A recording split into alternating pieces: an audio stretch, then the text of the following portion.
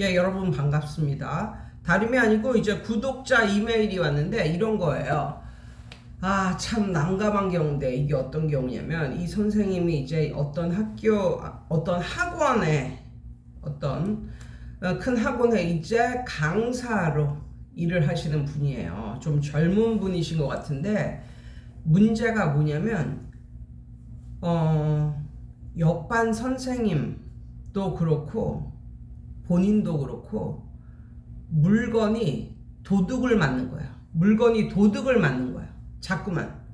그러니까 뭐 이렇게 가방 안에 놨던 USB 이런 것도 막 없어지고, 가방 안에 뒀던 또 뭐도 이렇게 없어지고, 돈 한 5만 원 정도 넣어두면 한 2만 원 정도가 없어지고, 뭐 이런 식으로 조금씩 이제 티가 안 날 정도로 누가 이렇게 가져가는 거죠. 그런데 중요한 것은 이 선생님은 이제 범인으로 학생을 생각하고 있습니다. 그리고 아니나 다를까 요즘에 모든 학원에 이제 CCTV가 방마다 이제 붙어 있어서 그 CCTV를 확인해 봐도 그 학생이 맞아요. 그런데 여기서 중요한 것은 이 학생이 내 것을 훔쳐갔다, 이게 밝혀지면 그 학생이 학원을 끊을까봐 그게 두렵다고 그러더라고요. 왜냐하면 모든 큰 학원들은 다니고 있는 학생들이 얼마나 오래 그 선생님한테 얼마나 오래 수강을 하는가, 이제 그것을 보고 그것으로서 그 선생의 실력을 평가하는 그런 학원들이 굉장히 많거든요. 그래서 애들이 금방금방 나가. 응? 다닌 지 몇 달 안 돼서 금방금방 애들이 나가. 이런 교실의 선생님보다는 한 번 들어오면 애가 1년은 쭉 가. 뭐 요런 느낌의 선생님이 더 실력이 있다, 뭐 이런 식으로 이제 생각을 하죠. 대부분 이제 학원장들이 그렇게 생각을 하죠. 그 선생님의 정말 그 실력보다는 애들을 잡고 있는 능력, 예, 홀딩 할 수 있는 능력, 그거를 가장 이제 크게 보거든요, 사실은. 그래서 이 선생님이 걱정이 되는 거예요. 자기가 생각했던 그 아이가 맞는데 그 아이가 자기 거를 훔쳐가는 그것이 이제 밝혀지고 또 CCTV를 봐도 걔가 훔쳐간 게 맞고, 근데 이게 밝혀지면 걔는 이제 학원을 끊을 거란 말이죠. 그러니까 이 선생님은 걔가 학원 끊을까봐 이걸 말하지도 못하고 이렇게 있는 거예요. 그러면서 저보고 선생님이시라면 어떻게 하겠냐고 그런 식으로 이제 말씀을 하셨는데, 저도 이런 것과 이제 비스름한 느낌의 뭐 그런 게 있었어요. 저 같은 경우는 젊은 선생님들 이렇잖아요. 저도 젊었을 때 어떤 경우가 있냐면 얘가 좀 공부 잘하는 애로 딱 정평이 나 있는 애야. 학원에서도 그렇고 부모도 그렇게 생각을 해. 그런데 얘가 어느 날 딱 보니까 컨닝을 하고 있어. 컨닝. 종이나 뭐 이런 걸 가져서 슬쩍 보고 이제 베끼는 그런 컨닝을 하는 거야. 아, 그런 걸 봤을 때 저도 20대 때 그런 걸 보잖아요. 그럼 눈 감고 그냥 지나가는 그런 적도 있었습니다. 그러니까 그 학원에서도 걔가 똑똑해. 그리고 내가 봐도 걔가 똑똑한 애야. 그리고 부모도 걔를 똑똑하다고 생각해. 그리고 자랑스러워해, 자식을. 그런데 얘가 학원에서 컨닝을 한다. 그것을 선생님이 잡았다. 그래서 부모에게 알렸다. 그리고 그 학생한테도 알렸다.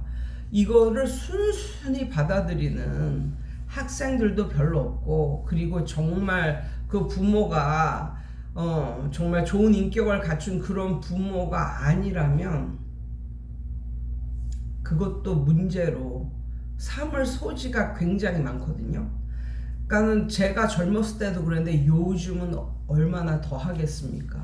그러니까 그런 걸 보면 정말 답답한 거예요. 어떻게 해야 되나, 뭐 이렇게 정말 답답하죠. 그런데 학원에서 내가 계속 일은 해야 되고, 학원장은 애들이 오래 다니는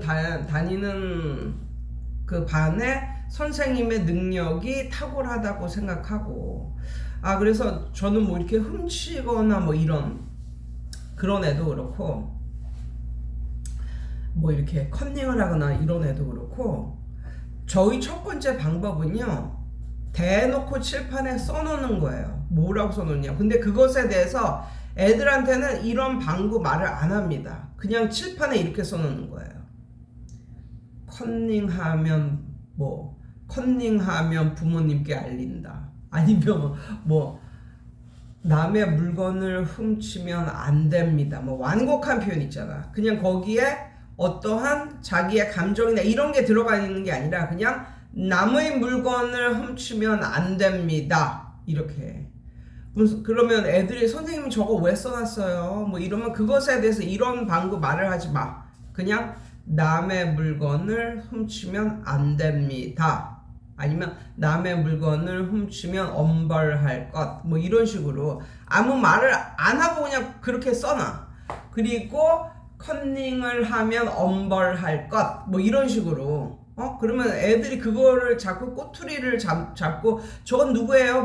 뭐 누가 컨닝했어요? 뭐 이런 식으로 애들이 말을 한다고. 그럴 때는 선생님의 카리스마로 아무 말을 하지 마세요. 그냥 선생님이 할 걸 하는 거야. 할 걸.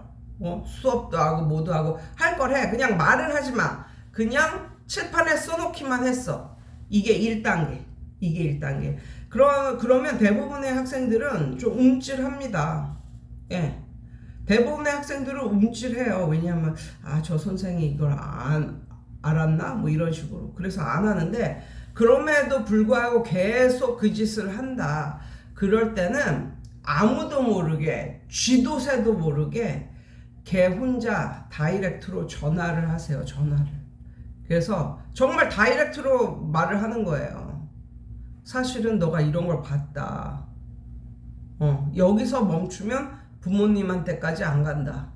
그렇지만 여기서 멈추지 않고 계속하면 부모님께 알려야 될지도 모른다. 뭐 이런 식으로 다이렉트로 그냥. 그러면 그럼 그것까지 듣고 거기서 멈추는 애들이 있어요. 똑똑한 애들이죠. 그리고 착한 애들이죠.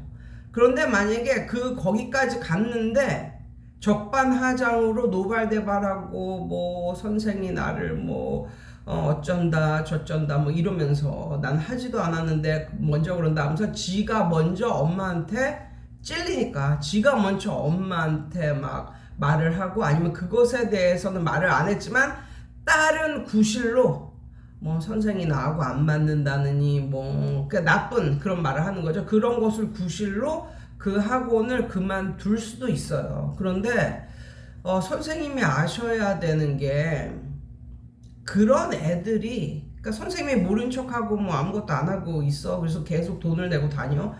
그런 애들이 학원에 있어서 뭐 하겠습니까? 그럼 걔는 선생님의 물건만 그렇게 하는 것이 아니라 이제 얘도 아는 거야. 얘도 이제 대범해지는 거야. 선생이 내가 물건 훔치는 걸 아는데도 그냥 아무한테도 말하고 있다는 건 내가 무서운 걸 거야. 그리고 내가 우리 엄마한테 말하는 것도 무서울 거야. 뭐 이런 식으로. 그래서 좀 더 선생에게 막대하고 그게 좀 더 대범해진다니까요. 그리고 그런 애가 다른 학생들 거에 손 안 대리라는 보장이 있습니까? 그러니까 그 학생을 생각해서라도 그거는 학생과 그 부모에게 알리는 게 저는 맞다라고 봅니다. 그리고 여기서 또 말씀드릴 것은, 어쨌거나 저쨌거나 가지치기는 해야 된다. 가지치기는 해야 된다. 이게 주기는 해야 된다. 제가 이제 옛날에 개인 그 텃밭 그런 걸 이제 한 2-3년 정도 해본 적이 있었거든요. 첫 해가 생각나는데 뭐 여러 가지 뭐 야채라든가 뭐 이런 걸, 채소라든가 이런 걸 많이 이제 키웠어요. 그런데 그 중에 이제 토마토도 이제 이렇게 키웠는데, 그러니까 다 솎아주라는 거야. 다 가지치기를 다 해주라는 거야. 사람들이 이제 농사를 좀 할 줄 아는 사람들은 다 그렇게 말하더라고요. 그런데 이렇게 보니까 토마토에 정말 아주 예쁜 토마토가 막 열렸어. 근데 이걸 따줘야 된다는 거야. 그냥 두면 안 된다는 거야. 근데 내가 봤을 때 이거 너무 아까워. 이거 다 잘 자랄 수 있을 것 같아. 내 생각에는. 비료도 잘 주고 뭐 이러면 다 잘 자랄 수 있을 것 같아.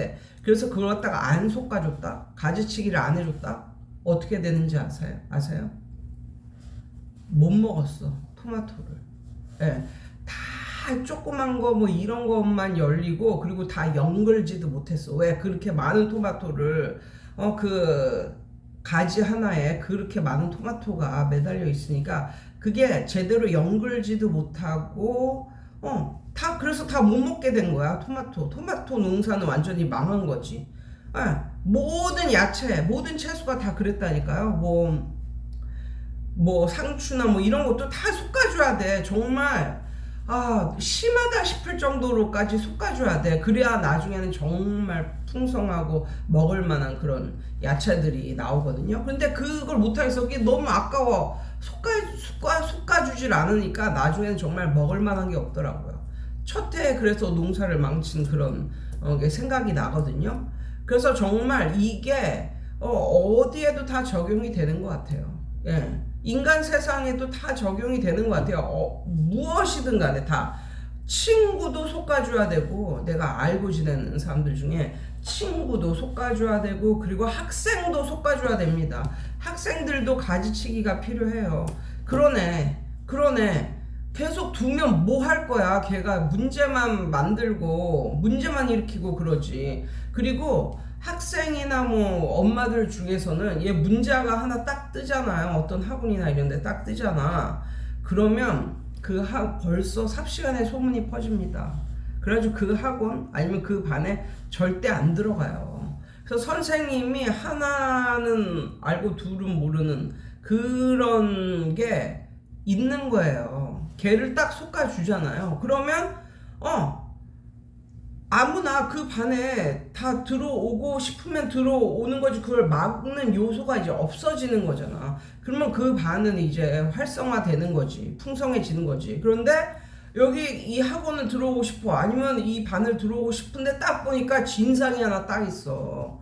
그런데 또 거기다 대고 쟤는 뭐 왜 이 반에 있나요? 막 그러면 또 진상 엄마 소리 듣고 그럴까봐 됐다 저 학원 가지 말자 아니면 저 반 들어가지 말자 뭐 이런 식으로 되는 거예요. 그래서 저는 이 가지치기 이걸 전혀 안 하는 것보다는 심할 정도로 차라리 세게 가지치기 하는 것이 차라리 가지치기를 전혀 안 하는 것보다는 훨씬 낫다라고 생각을 해요. 그러니까 심하게 가지치기를 하면 볼품이 없어. 이제 가지 하나 이렇게 남아있고 다 가지치기를 해가지고 저게 언제 또 멀쩡하게 풍성해질까 뭐 이런 식으로 생각이 들기도 하고 정말 이렇게 주위를 보면 심하게 가지치기 하는 그런 학원이나 그런 선생님이 있기도 해. 그렇지만 결국의 결과물을 보면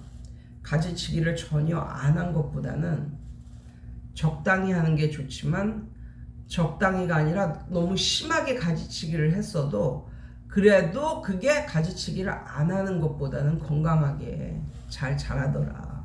예, 그래서 이것은 인간 세상에도 다 적용이 되는 것 같아요. 뭐 친구를 사귀고 뭐 이러는 것부터 시작해서 다 적용이 되는 것 같아요. 그래서 저는 이런 식으로 하셨으면 좋겠다는 말씀을 드려봅니다.